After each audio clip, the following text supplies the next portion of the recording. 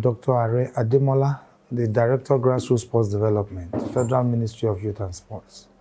We thank God everything has been going on as expected.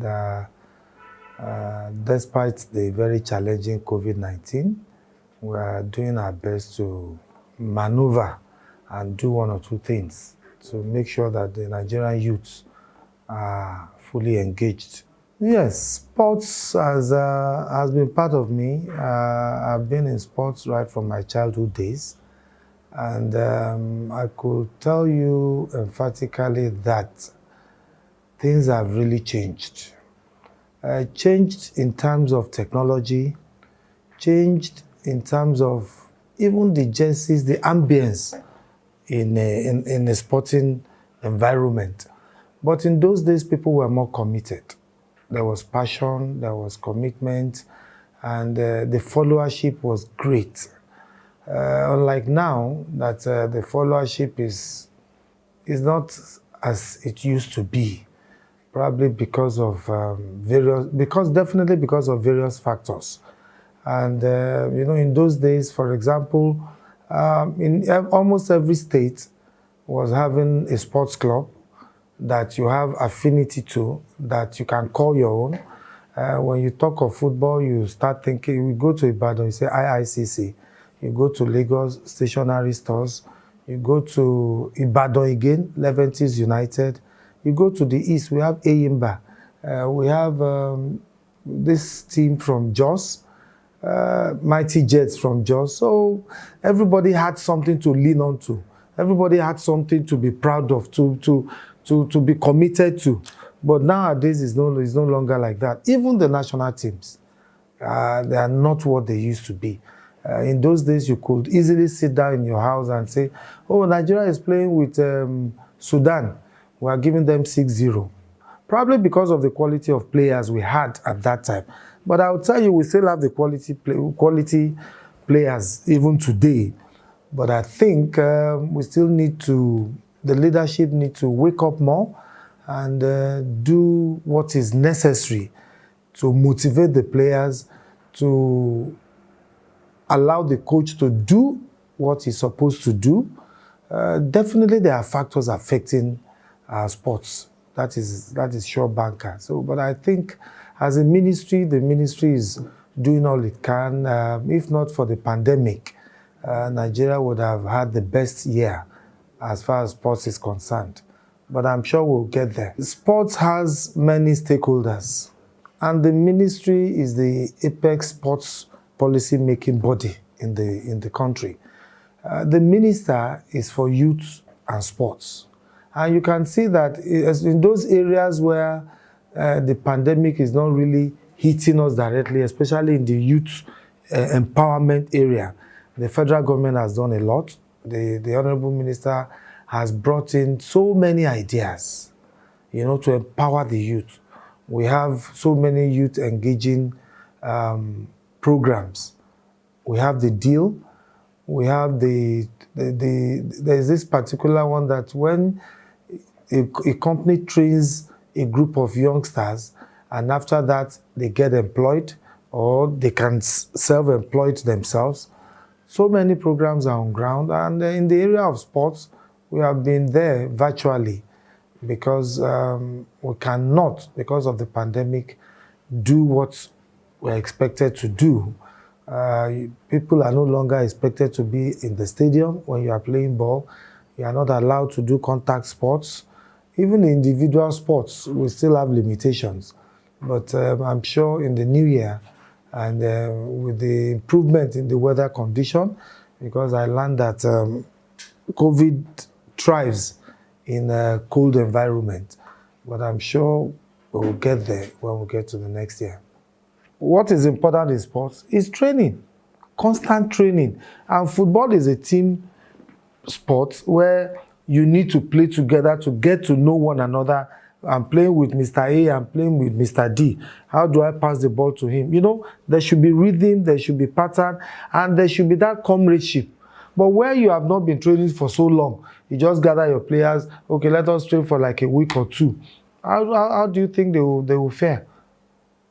It is not easy. And again, most of our clubs don't have their own training grounds. If they have their training grounds, they could as well lock up the place and be training inside on daily basis after making sure that all of them tested negative.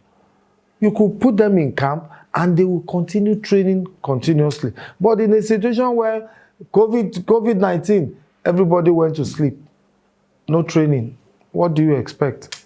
So, but I'm sure with time we will definitely get over this. In any human endeavor or in anywhere you find group of people, there will always be disagreements. We disagree to agree, we agree to disagree. But one thing this federation should take away is that the ministry is in charge of sports in the country. You cannot say because you are a board member and you start taking decisions detrimental to the interests of the country. No minister will allow that. No ministry will allow that. So the board members should know that in any action they take, in anything they are doing, they are merely representing the ministry and they are representing the nation. So by the time you want to take the laws into your own hands, I don't see how that is possible. So and then it is now on them. If you have issues among yourselves in the board, why can't you sort them out? No father will want to see his house in disarray. That is one thing I want you to do. And any decision taken by the ministry is in the best interest of the nation. That is the truth I have to... Let me give you an instance. It is in this same ministry that we will be hearing about federations taking athletes out. They will just pack some people, go to the embassy and apply for visa for them. And majority of them are not even athletes. And when they go out, most of them will disappear. So that is affecting the image of the country. And no minister, no sitting minister will want such thing to continue. There are rules and regulations that the federations must adapt to.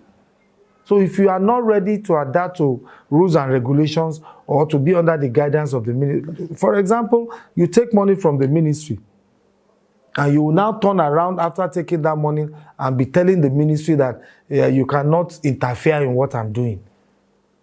If you are not a member of that federation, can you go out and say, my name is Ari Ademola, I am doing basketball in Nigeria. Can I go out and represent basketball federation? No. It is because of your position in this federation that you can now go out and represent the country. You are not representing yourself. So whatever decision that you are taking must be in tandem with the interest of the federal government. No saint minister will allow you to go out and disgrace the country or misrepresent the nation. So it is very important that the ministry must guide and control some activities of the federation. They are autonomous in doing their programs. Nobody is saying they shouldn't, don't do your program. No. But what we are saying is, if you want to take athletes out of this country, the ministry must be aware. When you are outside the board, you have your own notion of coming to that federation to be a board member. But by the time you come in, you find out that it is not party as usual. There are rules and regulations. Some of them are there waiting for government trips. The federations are expected to be self-sustaining. The federation some of them are getting funds even from outside the country, and the ministry is not aware.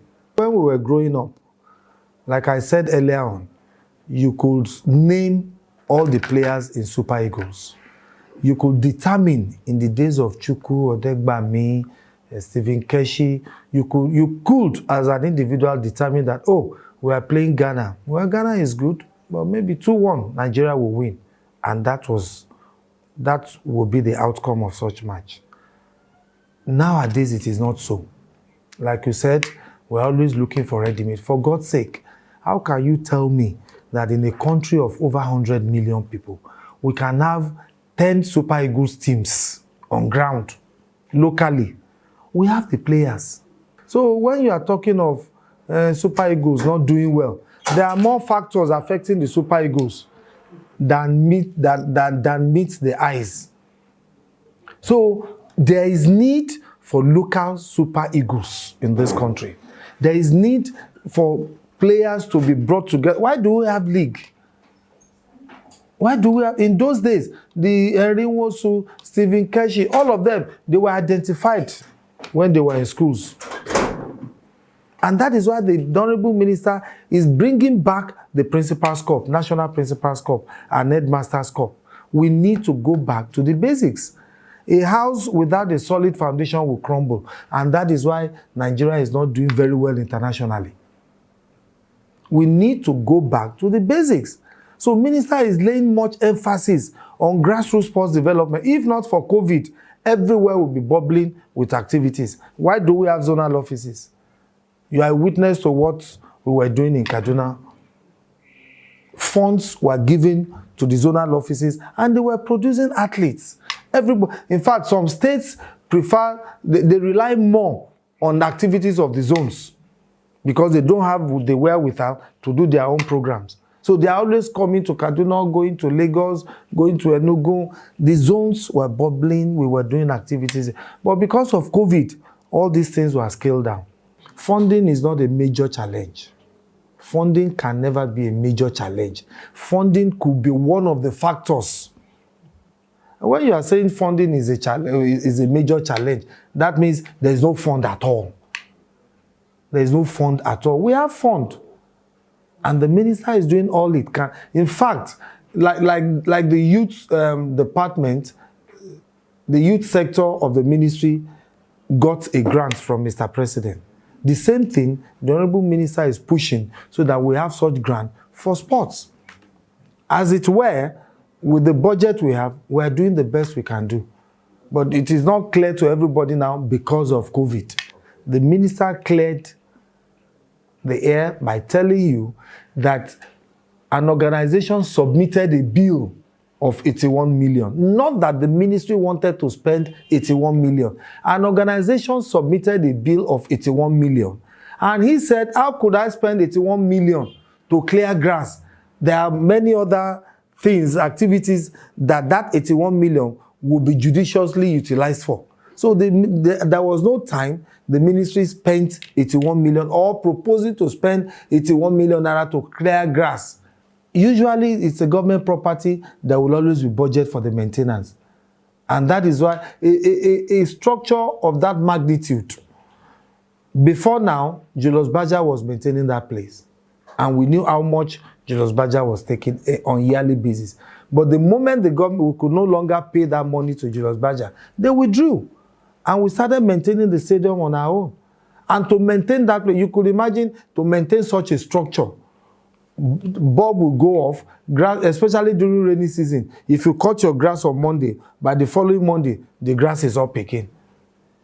So there are so many challenges, and the fund to maintain that facility is so enormous.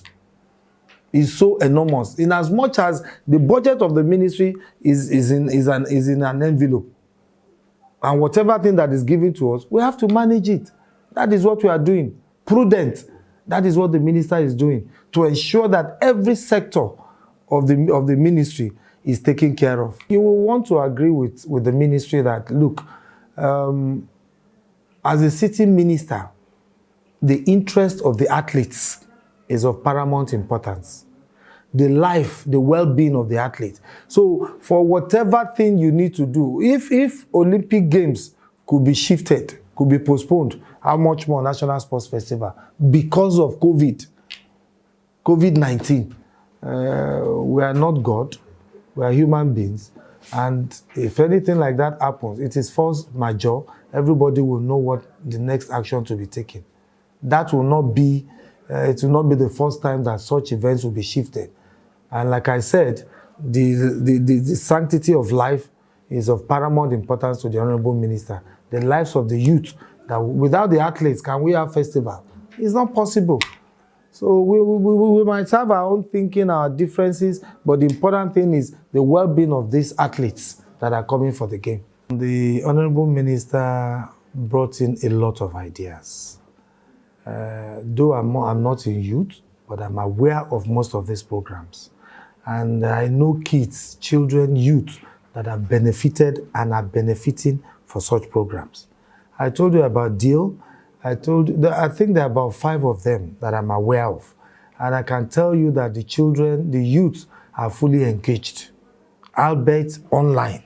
Registration online for most of this, grants to youths, giving them training opportunities under renowned organizations for possible employment, and more especially for self-employment. It is not everybody that could be engaged by the government.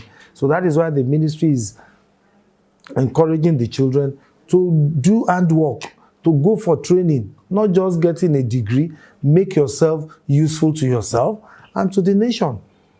And in terms of sports, you could see that if not for COVID, we have Principal's Cup, we have Headmaster's Cup, we have National Youth Games, we have some games, which would have happened from tomorrow to 24th of this December. But because of COVID, second wave. And like you said, if the second wave is still waving us until that time, then we will know, we will sit down again and take necessary decision. Like I said, without the athletes, there won't be any sports festival. Without the athletes, there won't be National Youth Games in Ilorin.